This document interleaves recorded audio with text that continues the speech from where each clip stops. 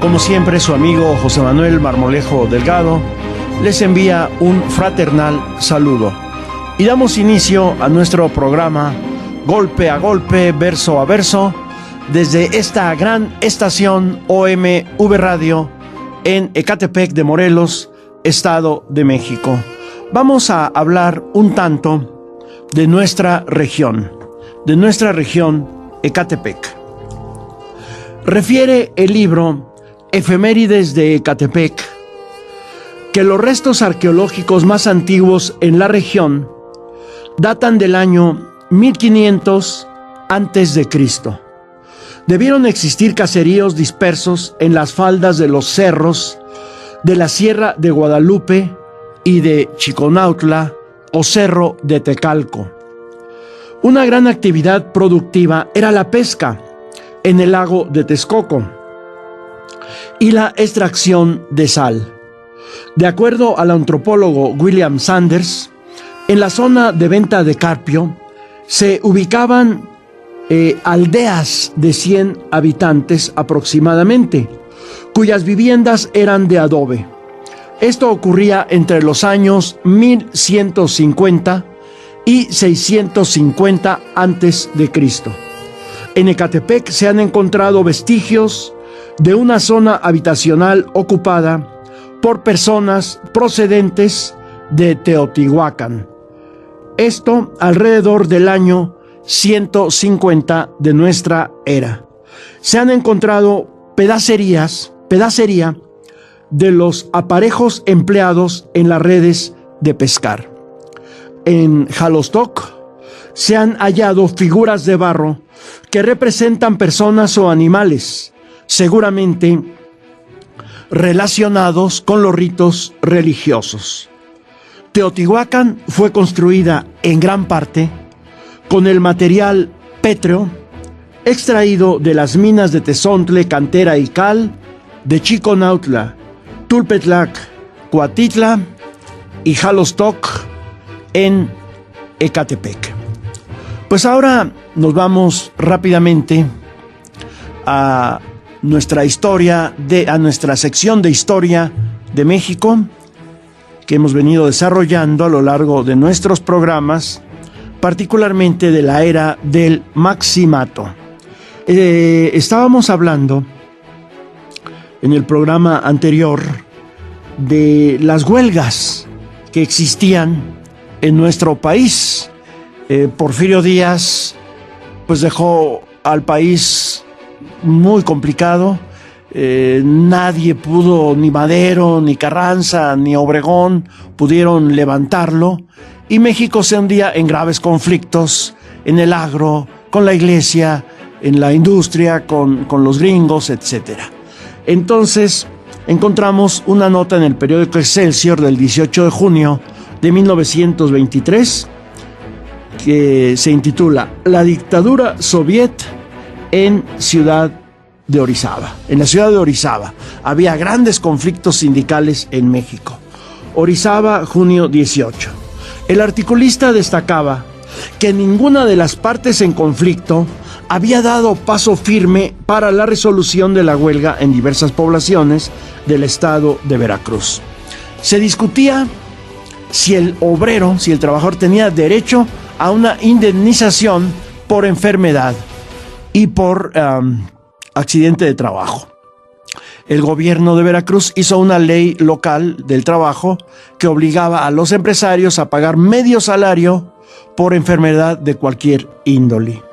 Refiere el articulista que personas ajenas a los obreros y a los patrones, pero conocedores del tema, comentaban que la única base a la vista para la terminación de la huelga era la aplicación de la ley proyectada por el gobierno, pero el plazo para presentarla abarcaba hasta finales de junio, por lo que la huelga se prolongaría hasta los últimos días de ese mes.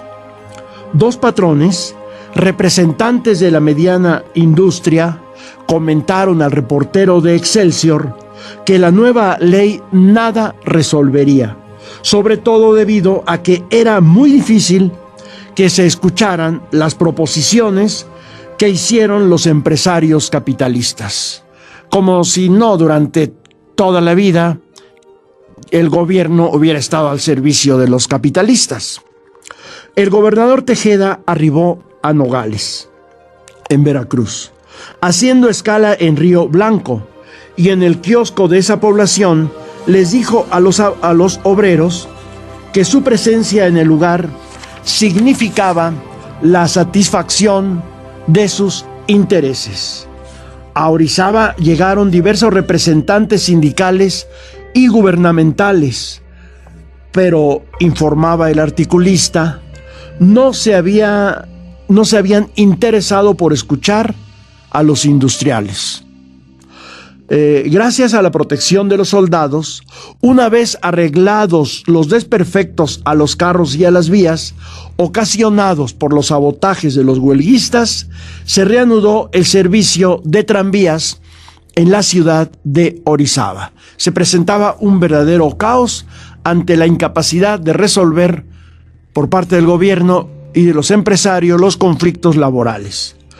El redactor llamaba dictadura obrera, dictadura huelguista y dictadura de los comités de huelga a la situación que se vivía en la región, en donde los paristas tienen bajo estado de sitio a las fábricas, a las que solo se puede ingresar con permiso y salvoconducto de los comités de huelga. Pues claro, los trabajadores estaban defendiendo su fuente de trabajo. La Secretaría de Industria, Comercio y Trabajo envió al doctor Campos a Orizaba para que formulara un dictamen facultativo que señalara si las enfermedades que reclamaban los trabajadores estaban contempladas dentro del concepto de enfermedades profesionales que estipulaba la ley. El artículo periodístico transcribe integralmente el memorial que la Cámara de Industriales de Orizaba envió al secretario de Industria y Comercio. En este principian por denunciar los daños causados por el sabotaje obrero a los tranvías.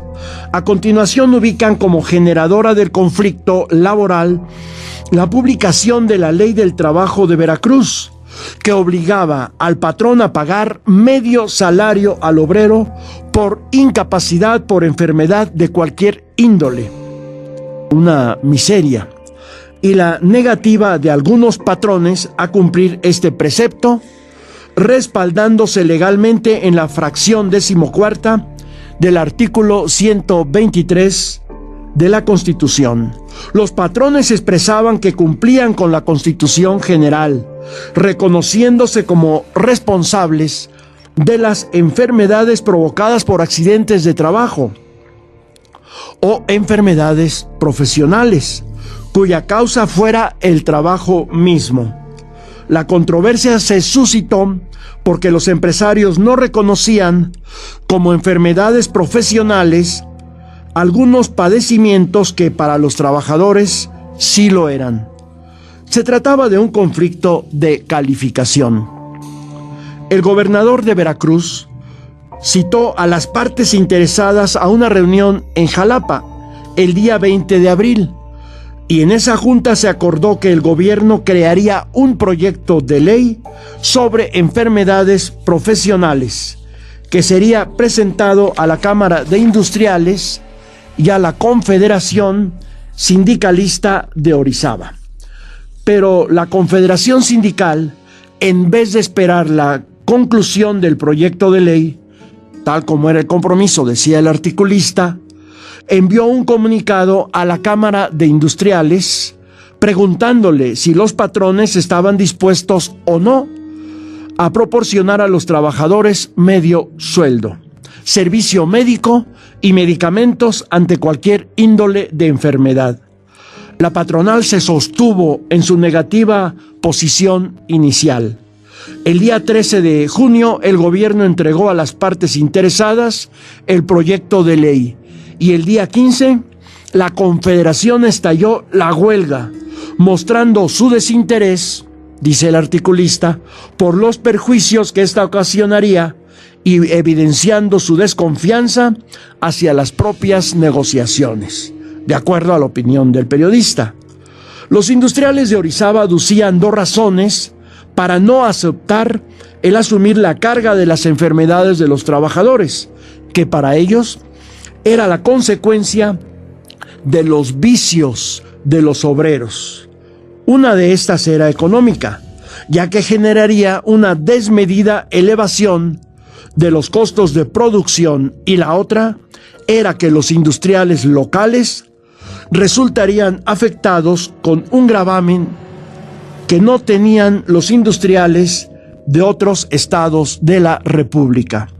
El articulista de Excelsior concluyó su trabajo advirtiéndosele a la Secretaría de Comercio que la huelga carecía de sustento legal y que tenía que convencer a la Confederación Sindical para que retirara sus abusivas peticiones y que levantara la huelga que tanto daño económico está provocando no solo en Orizaba, sino en todo nuestro país.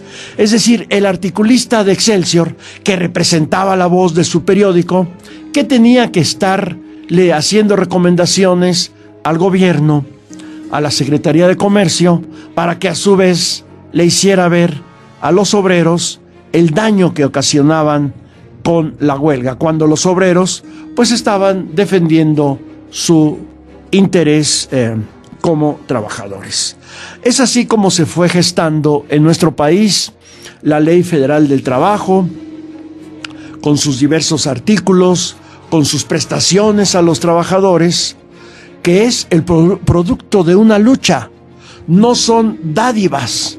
Ahora, en los tiempos actuales, con el gobierno neoliberal de Enrique Peña Nieto, se han dado toda una serie de propuestas para hacer contrarreformas a la Ley Federal del Trabajo e irle quitando estos logros que son producto de la lucha de los trabajadores durante décadas, de los trabajadores mexicanos. Se están acabando las pensiones, se están acabando los contratos colectivos, se está haciendo la subcontratación, se está acabando el derecho de antigüedad, se acabarán las liquidaciones, se acabará los pagos por incapacidad. Eso es lo que está generando el gobierno actual de Enrique Peña Nieto. Esperamos que pronto haya un cambio en la administración federal por el proceso electoral que viene en unos meses. Tenemos que pensar bien, que tenemos que votar por quien apoye a los trabajadores, al pueblo. Pues despedimos nuestro programa por este momento, con un saludo como siempre a todos ustedes, amigas, amigos, y nos vamos esperándoles en nuestra próxima emisión